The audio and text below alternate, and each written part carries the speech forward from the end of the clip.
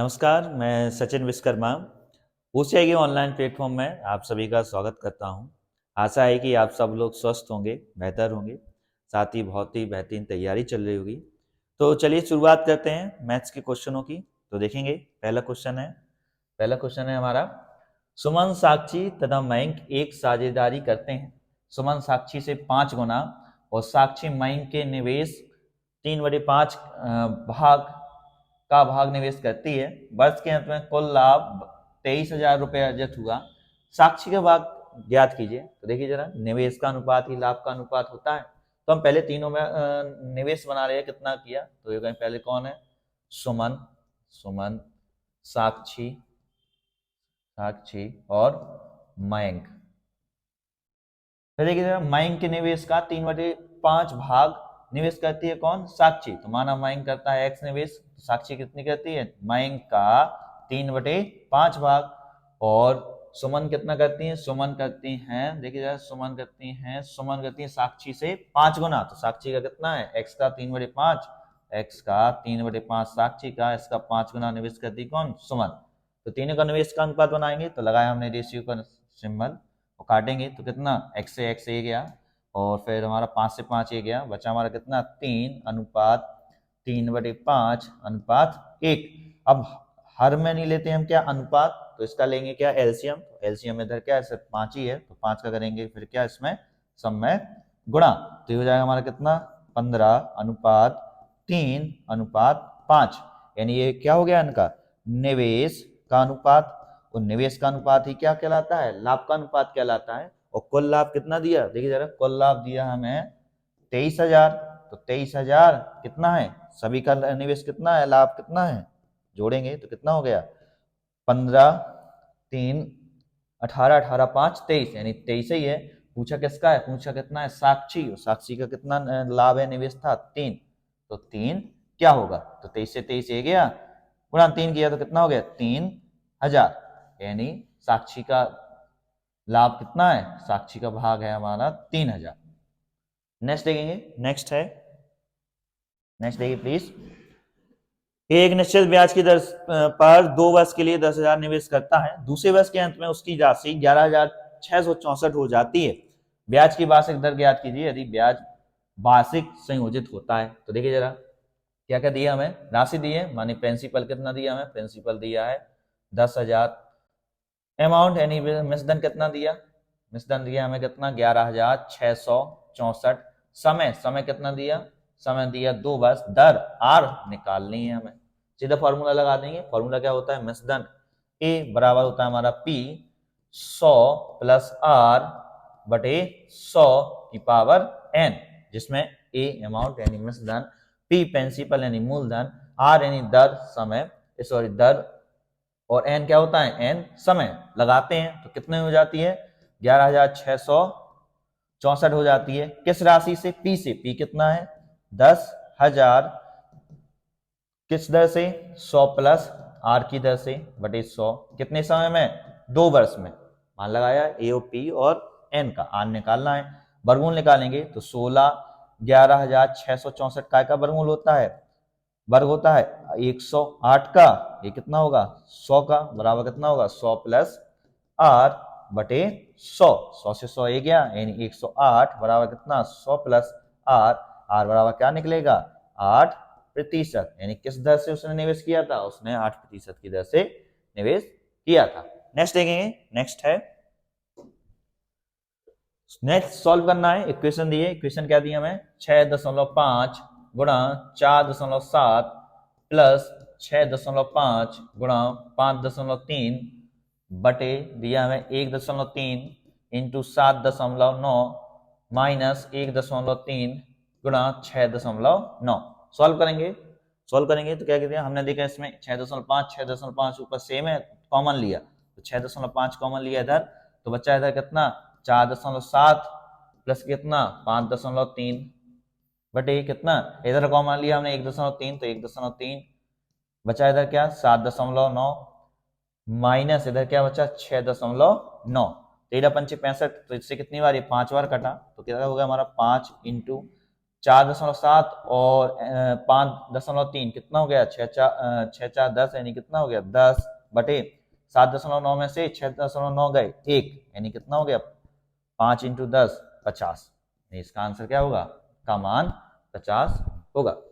Next देखेंगे, next है एक विद्यार्थी को एक संख्या को 3 से विभाजित करने के लिए कहा गया, परंतु विभाजित करने के स्थान पर उसने गलती से संख्या को 3 से गुणा कर दिया और 29.7 उत्तर प्राप्त किया।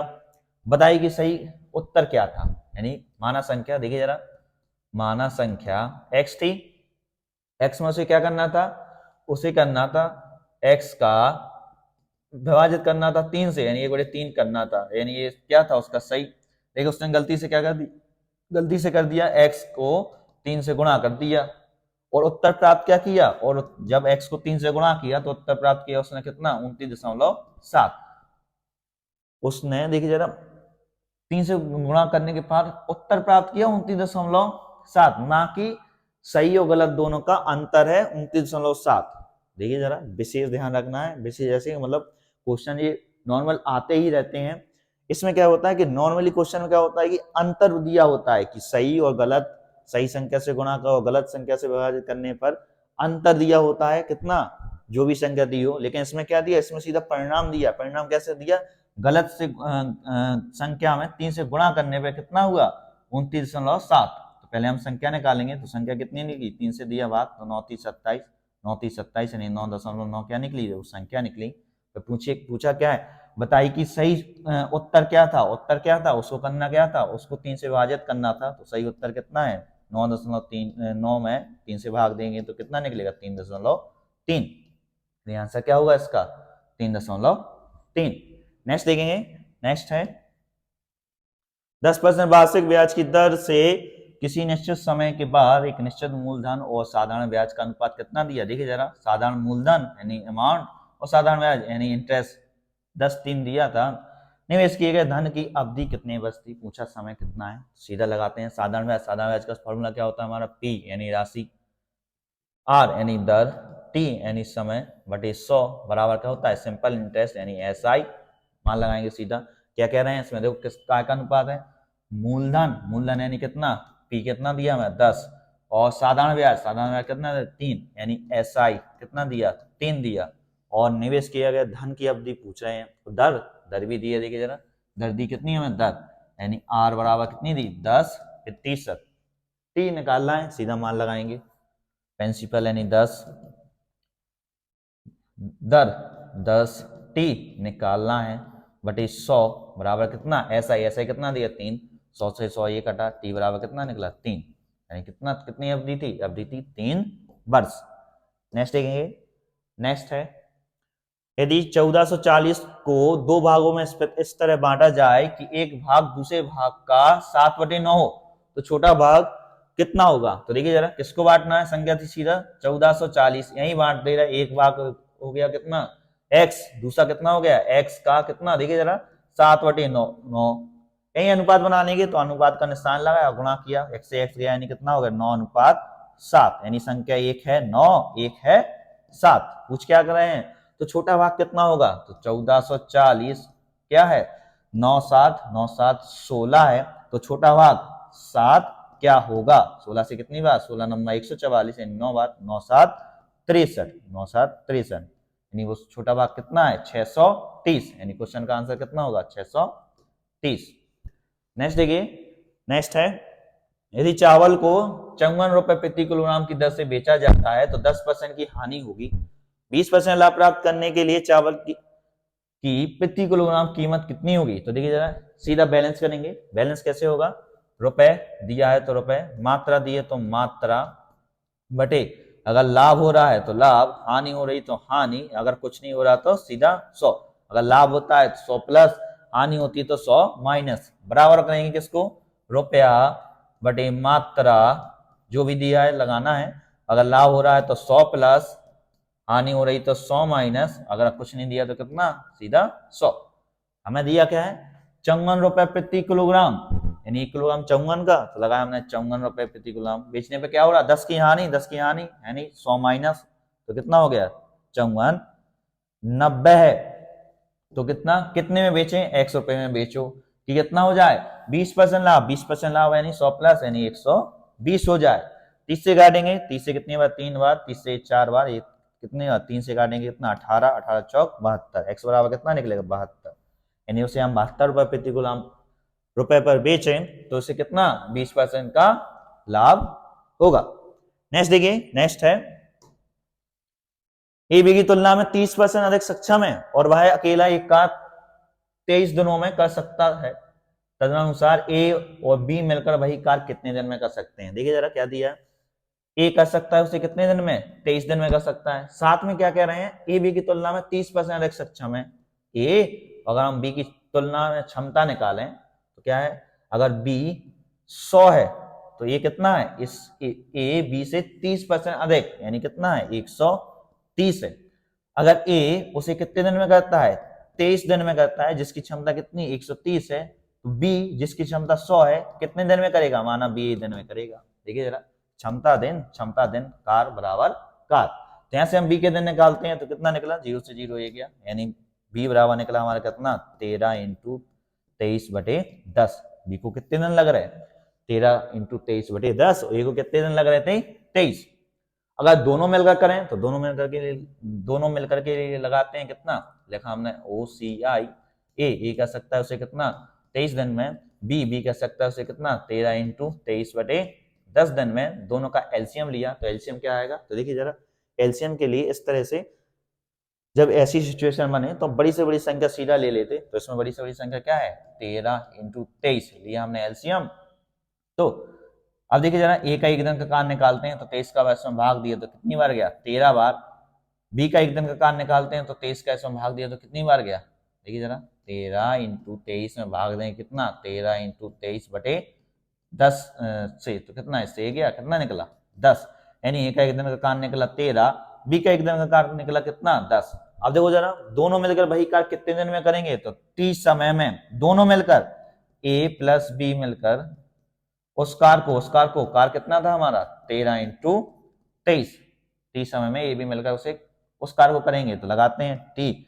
ए और बी एक दिन में कितना कर करते हैं, ए करता है 13, बी करता है 10, बराबर कितना हो गया 13 इंटू 23, तो टी यानी कितने समय में ये कितना हो गया 13 10 23 बराबर कितना 13 इंटू 23, 23 से 23 गया, टी बराबर निकला कितना हमारा 13, यानी दोनों मिलकर 13 दिन में वह कार्य करेंगे, यानी आंसर क्या होगा हमारा 13। नेक्स्ट देखिए, नेक्स्ट है एक आदमी अपनी आधी यात्रा 6 किलोमीटर प्रति घंटे की चाल से तय करता है, शेष यात्रा 3 किलोमीटर प्रति घंटे की गति से तय करता है। बताइए कि पूरी यात्रा में की उसकी औसत गति कितनी है। देखिए जरा किस तरह से होगा, माना दूरी, देखिए जरा आधी माना दूरी उसकी कितनी है 2x है, तो आधी कितनी हो गई x और आधी कितनी हो गई x। अब कैसे चलना, हम इसमें बराबर करेंगे क्या, समय बराबर समय करेंगे, तो देखो कैसे, आधी दूरी, पहले आधी दूरी x किस चाल से चलता है 6 किलोमीटर प्रति घंटे की चाल से चलता है, दूरी बटे चाल क्या होता है हमारा, समय बराबर होता है दूरी बटे चाल। समय बराबर हम समय कर रहे हैं तो क्या ली आधी दूरी उसके लिए लगी चाल, फिर आधी दूरी x सही, और ये किस चाल से चल रहा है, ये चल रहा 3 चाल से, दूरी चाल समय, दूरी चाल समय दोनों को जोड़ा तो कुल समय। अब कुल समय देखो जरा कुल दूरी इसने कितनी चली x और x, यानी कितना 2x, किस चाल से a एवरेज चाल से, यानी औसत चाल से। तो क्या होगा दूरी बटे चाल बराबर कुल दूरी बटे कुल चाल। सॉल्व करेंगे, सॉल्व करने के लिए क्या किया, एलसीएम लिया तो कितना होगा 6 3 9x बटे कितना 6 इंटू 3 बराबर 2x बटे a, x से x गया 3 से कितनी बार 3 बार, 3 से कितनी बार ये 2 बार, 2 दूनी 4, यानी ये बराबर कितना निकला 4 किलोमीटर प्रति घंटा। यानी इस क्वेश्चन का आंसर क्या होगा हमारा, इस क्वेश्चन का आंसर होगा a 4 किलोमीटर प्रति घंटा। नेक्स्ट देखिए, नेक्स्ट है जब 65 किलोग्राम वजन के एक लड़के को एक नए लड़के से बदल दिया जाए तो 8 लड़कों के औसत वजन में 1.5 किलोग्राम की वृद्धि हो जाती है। बताइए कि नए लड़के का वजन कितना है। तो देखिए जरा औसत की बात कर रहे हैं तो औसत का सिर्फ एक ही फॉर्मूला लगता है, औसत बराबर क्या होता है औसत बराबर होता है, देखिए योगफल बटे संख्या, औसत बराबर होता है।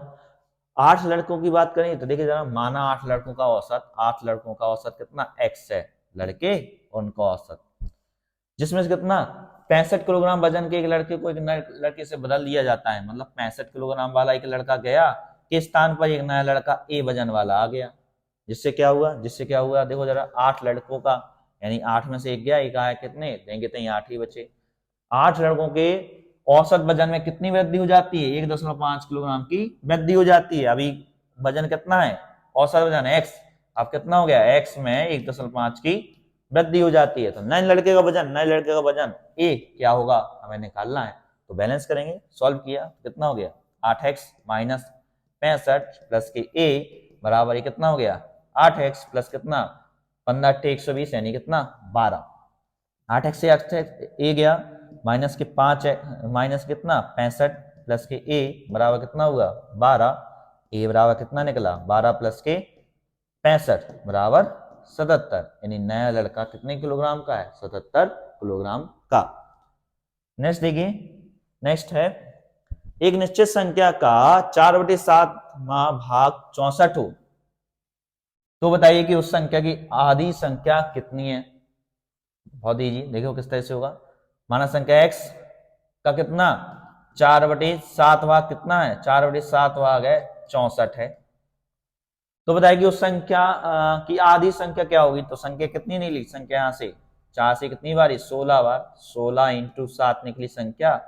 पूछ रहे हैं आधा, तो संख्या का आधा यानी 2 में इस साइड से इधर भाग दिया, 2 में इधर भाग दिया, इससे कितनी बारी 8 बार, 7 हुआ 2 56, उस संख्या का आधा भाग कितना है 56, यानी आंसर हुआ कितना 8। नेक्स्ट देखिए, नेक्स्ट है रवि और जय की वर्तमान आयु का अनुपात 3:2 है। यदि 4 वर्ष पहले रवि आयु में जय से 6 वर्ष बड़ा था, यहाँ बड़ा होगा, तो बताइए कि अब जय की आयु कितनी है। तो देखिए जरा, रवि ये लिखा हमने कितना रवि, जय वर्तमान आयु, तो वर्तमान आयु का अनुपात कितना है, अनुपात है 3:2, अनुपात हटा 1 4 आया, यानी वर्तमान आयु कितनी निकली 3x, और जय की कितनी निकली 2x। यदि 4 वर्ष पहले, तो देखिए जरा 4 वर्ष पहले, 4 वर्ष पहले यानी इसमें से 4 घटाया 3x माइनस के 4, जय में से भी घटाया 2x माइनस के 4। 4 वर्ष पहले रवि आयु में जैसे 6 वर्ष बड़ा था, रवि जैसे कितना 6 वर्ष बड़ा था। सॉल्व करेंगे तो 3x में से 2x गया x, जे उस साइड गया तो कितना 4 से 4, यानी x बराबर कितना निकला हमारा 6, x का मान 6 निकला। पूछा क्या है, अब जय की आयु कितनी है, अब जय की यानी वर्तमान आयु जय की कितनी थी 2x यानी कितना होगा 2 इंटू 6 12, यानी वर्तमान जय की आयु कितनी है 12। क्वेश्चन का आंसर क्या होगा हमारा दूसरा। नेक्स्ट देखिए, नेक्स्ट है प्रत्येक 216 मीटर क्यूब आयतन के 3 घन सिरे से सिरे मिले हुए हैं, तो परिणामी घनाकृति ठोस का पृष्ठीय क्षेत्रफल क्या होगा। तो देखिए जरा, पहले घन बनाते हैं, एक घन है इस तरह से घन हो गया, जिसका आयतन कितना है, जिसका आयतन है 216 मीटर क्यूब। अब ऐसे ऐसे घन कितने 3 घन एक दूसरे से कैसे सिर से सिर मिलकर मिले हुए हैं, तो 3 घन जोड़े, देखो कैसे ये जोड़ा हमने 3 घनों का, 1 और 1 2, और तीनों के आयतन कितना है, इसका 216, इसका भी 216 और इसका भी 216। तो परिणामी घनाकृति ठोस का पृष्ठीय क्षेत्रफल चाहिए, तो हमें इस परिणामी जो ये घन बना है इसका हमें क्या चाहिए क्षेत्रफल चाहिए, पृष्ठीय क्षेत्रफल। तो पहले निकालते हैं इसकी भुजाएं। तो हमारा जो घन दिया था इसका आयतन कितना है 216, और घन का आयतन क्या होता है भुजा का क्यू, यानी इसकी भुजा कितनी निकली 6, 6 का क्यू कितना 216, ये 6, तो लंबाई 6, चौड़ाई 6, ऊंचाई भी 6। तो ऐसे ऐसे कितने 3 थे, तो ये 6, ये भी 6, ये 6, ये भी 6, ये 6, ये भी 6, और इधर कितना 6, और यानी सामने वाला फलक देखिए जरा, सामने वाली फलक जो ए है इसकी लंबाई कितनी है 6 6 6 18, ऊंचाई कितनी है 6। ऐसे ऐसे कितने हैं, एक ए वाला हिस्सा हो गया, एक ऊपर वाला हिस्सा हो गया, एक इसके पीछे वाला हिस्सा, एक नीचे वाला हिस्सा, यानी ऐसे कितनी फलकें हैं, 4 फलकें हैं। और एक फलक का क्षेत्रफल कितना है, एक फलक का क्षेत्रफल लंबाई कितनी है 18 और चौड़ाई कितनी 6।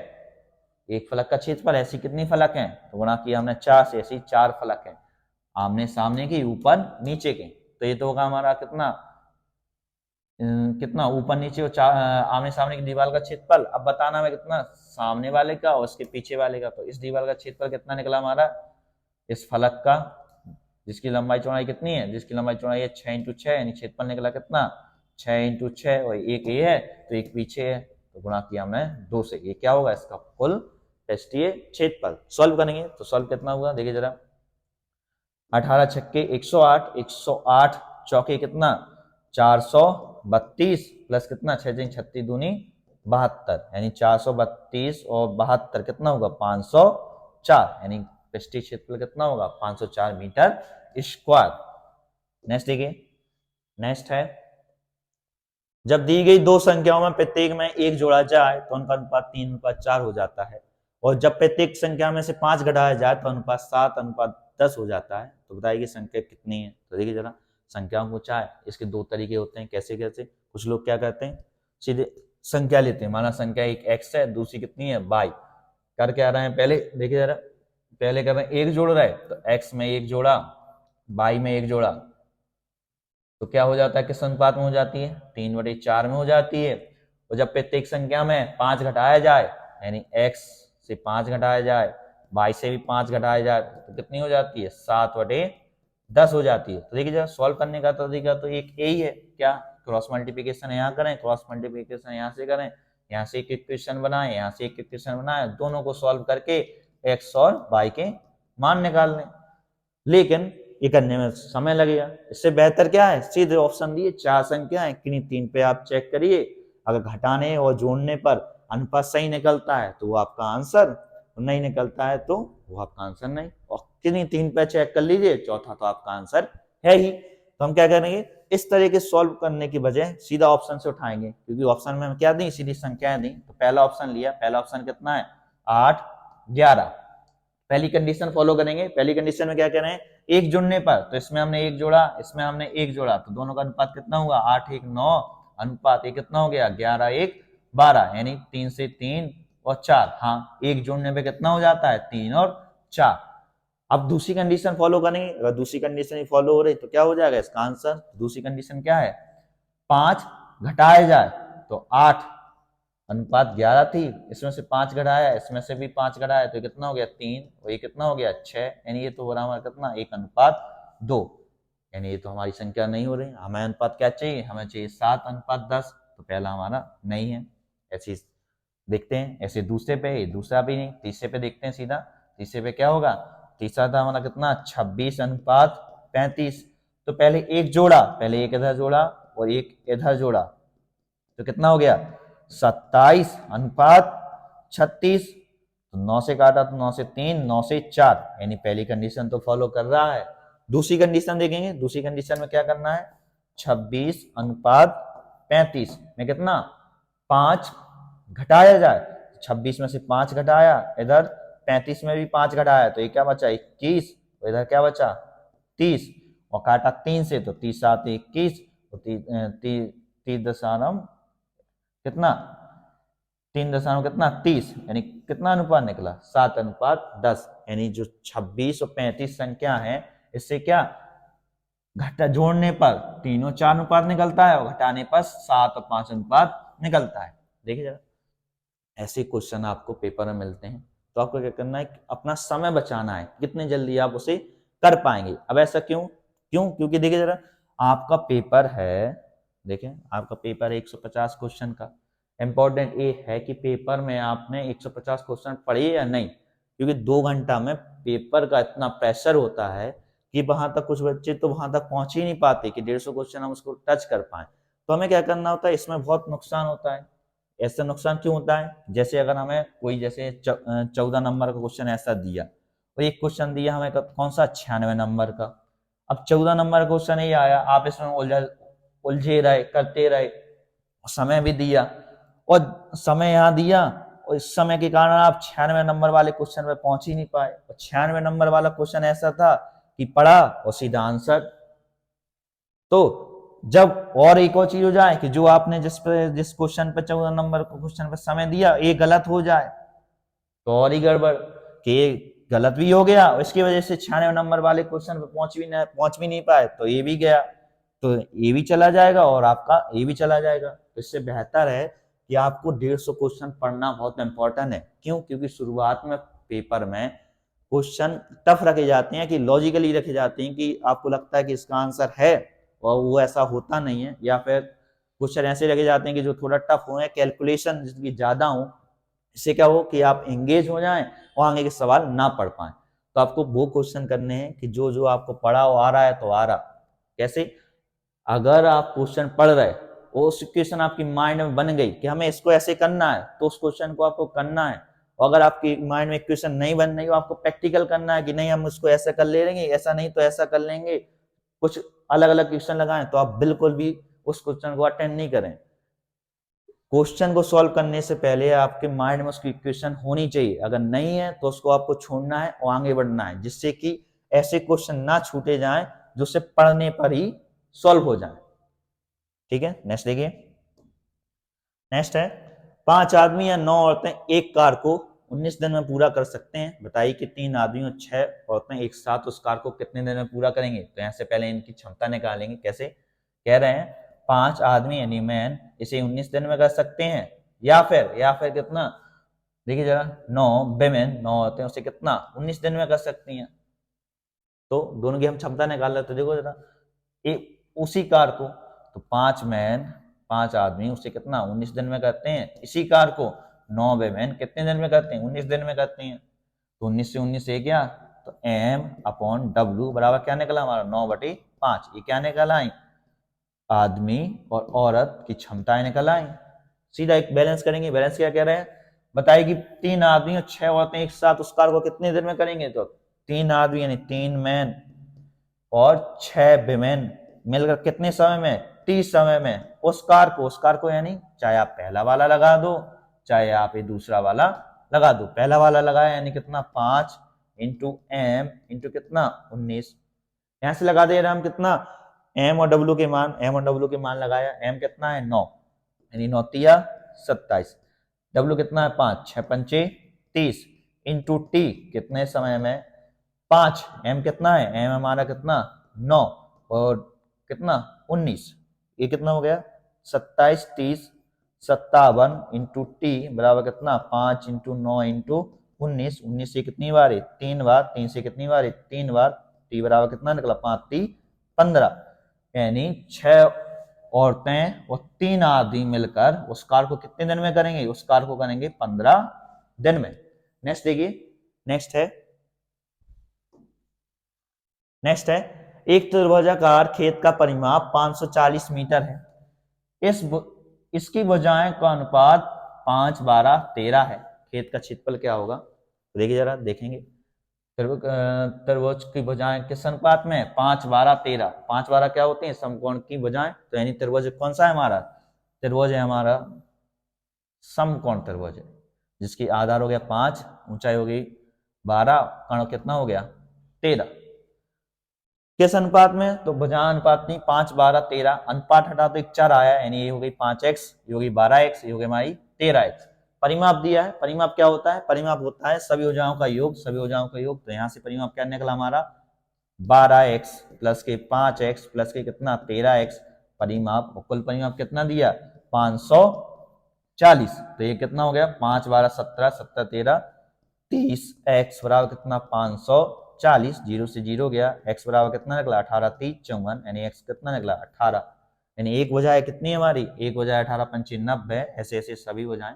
लेकिन पूछ क्या रहे हैं? खेत का क्षेत्रफल। तो खेत का क्षेत्रफल क्या होता है? त्रिभुज का क्षेत्रफल होता है हमारा कितना 1/2 आधार इंटू ऊंचाई। त्रिभुज का क्षेत्रफल, तो क्षेत्रफल लगाते हैं। तो लगाया हमने क्षेत्रफल। त्रिभुज का क्षेत्रफल बराबर 1/2 आधार कितना है 5x, ऊंचाई कितनी है 12x। सॉल्व करेंगे तो इससे कितनी बार 6 बार 6 पंचे 30 और x कितना x स्क्वायर और x का मान कितना है 30 इंटू x का मान कितना है 18, तो 18 का स्क्वायर कितना 324 और गुणा किया तो कितना होगा 0, 24 तिया 72, 3 तिर का 9, यानी इस क्षेत्र का या इस त्रिभुजाकार क्षेत्र का खेत का क्षेत्रफल कितना होगा 9720 वर्ग मीटर। तो ये था हमारा आज का लास्ट क्वेश्चन। मिलते हैं नेक्स्ट वीडियो में नए क्वेश्चनों के साथ। Okay, thank you.